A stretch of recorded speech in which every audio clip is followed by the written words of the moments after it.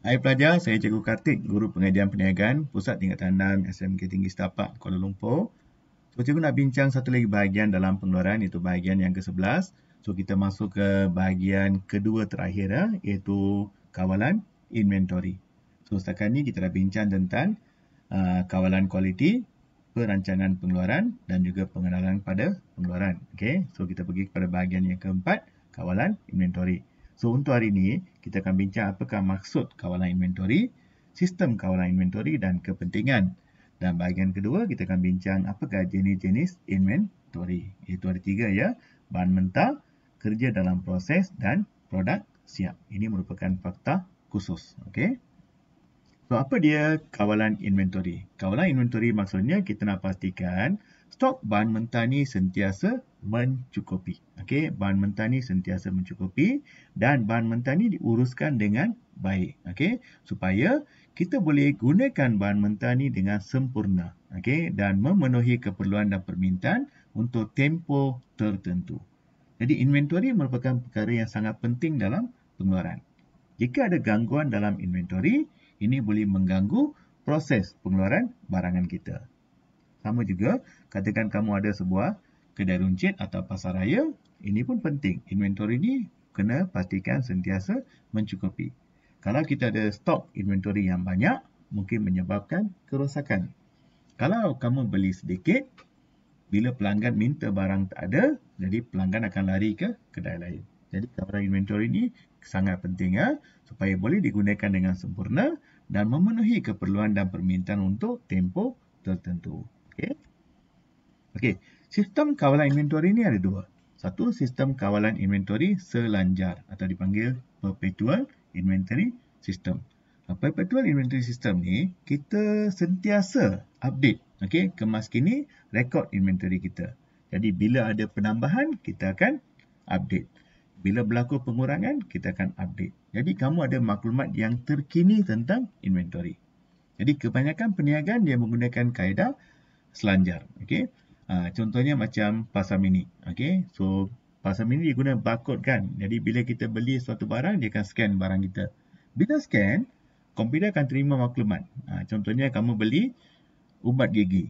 Jadi komputer akan catat ada satu ubat gigi dijual. Jadi memang dalam stok ada kekurangan satu inventory. Jadi perubahan ni akan dicatat dengan serta-merta. Itu dipanggil selanjar. Okey. Kalau berkala, kita hanya periksa inventory pada peringkat permulaan dan peringkat akhir saja dalam tempoh masa tertentu. Misalnya 3 bulan. Kita periksa barang masuk dengan barang keluar. Jadi kita tak periksa setiap hari. Kalau periksa sepanjang masa, itu dipanggil perpetual. Okey, periodik ni kita hanya periksa dalam jangka masa tertentu atau dipanggil berkala. Okey. Okey, kepentingan kawalan inventory. Ingat, ada 6 kepentingan. Yang pertama, pastikan tahap inventory ni pada tahap optimum. Tahap yang terbaik. Tak kurang, tak banyak. Okey. Yang kedua, memastikan aktiviti pengeluaran berjalan dengan berterusan. Jadi kalau inventory tak cukup, boleh mengganggu proses pengeluaran. Contohnya, kamu ada kilang perabot. Jadi bekalan kayu ni tak ada, terpaksa berhentikan aktiviti pengeluaran perabot. Okey. Mengelakkan kerosakan dan pembaziran inventory. So, pengurusan inventory ni penting. Jadi, kalau kita beli banyak sangat, takut dia berlaku obsolete. Okey, menjadi lapuk dan mungkin mengalami kerosakan. Okey. Kerosakan ni berlaku kerana kamu tak uruskan inventory dengan baik. Mungkin persediaan bahan tu, okey, cara penjagaan barang tu kurang baik. Okey. Meminimumkan kos penyimpanan inventory. Ingat bila kita simpan stok, kos akan meningkat. Contohnya, kos insurans, okey, kos untuk security guard, kos CCTV, okey, kos sewa bangunan, banyak kos yang terlibat dalam inventory. Jadi kalau kamu simpan banyak stok, kos akan meningkat. Jadi kamu kena pastikan simpanan inventory ni minimum supaya boleh menjimatkan kos. Okey.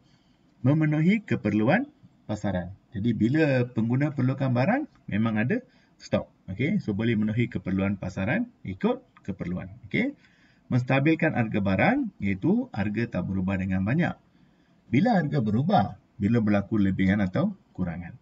Barang lebihan, harga akan turun. Barang tak cukup, harga akan naik.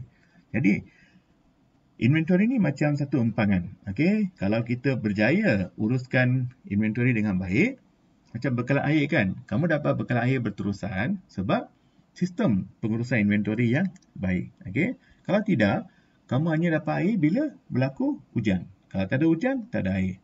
So sekarang ni kamu dapat bekalan air yang cukup sebab ada sistem pengurusan air yang baik.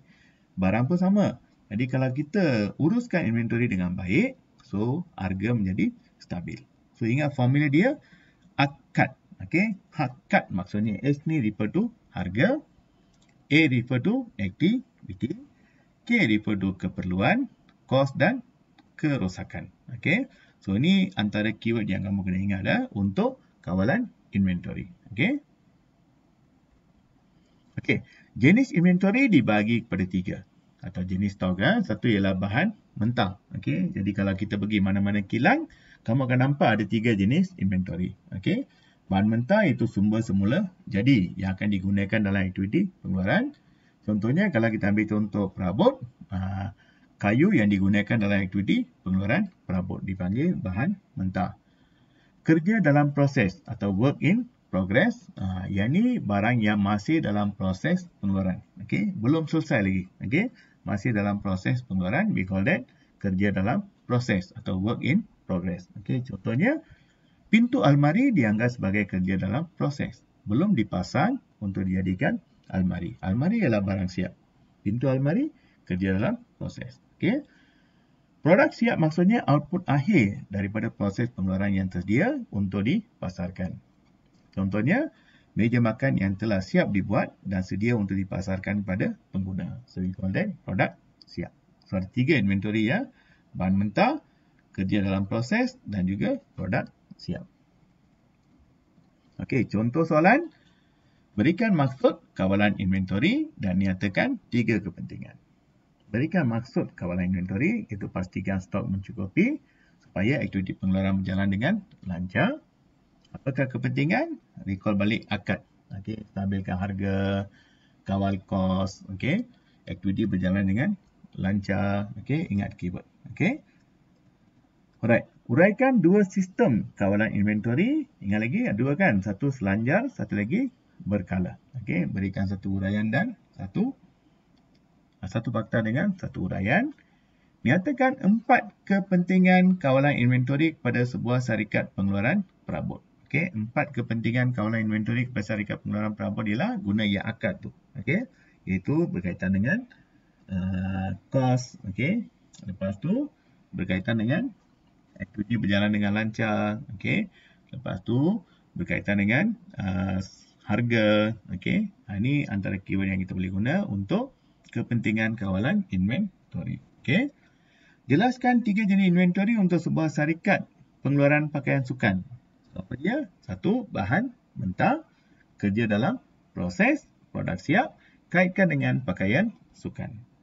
So, untuk pakaian sukan, bahan mentah ialah kain benang. We call that bahan mentah. Kerja dalam proses, kain yang telah dipotong. Itu dipanggil kerja dalam proses. Produk siap ialah pakaian sukan yang telah disiapkan. Okey. Alright. So, cikgu harap apa yang cikgu sampaikan ni bantu kamulah. Okey, jangan lupa subscribe, like dan share. Jika ada sebarang kemuskilan, bolehlah kamu letak di bahagian komen. Cikgu akan jawab secepat dia. Okey. Keep trying. Okey, tajuk ni memang agak sukar kan? Okey, tapi tak ada benda yang susah kalau kita berusaha dengan lebih gigih. So, wish you good luck. Try your best. Okey. Keep revising, keep studying sampai kamu dapat A dalam pengajian perniagaan. Go for A. Okay? Alright. Bye.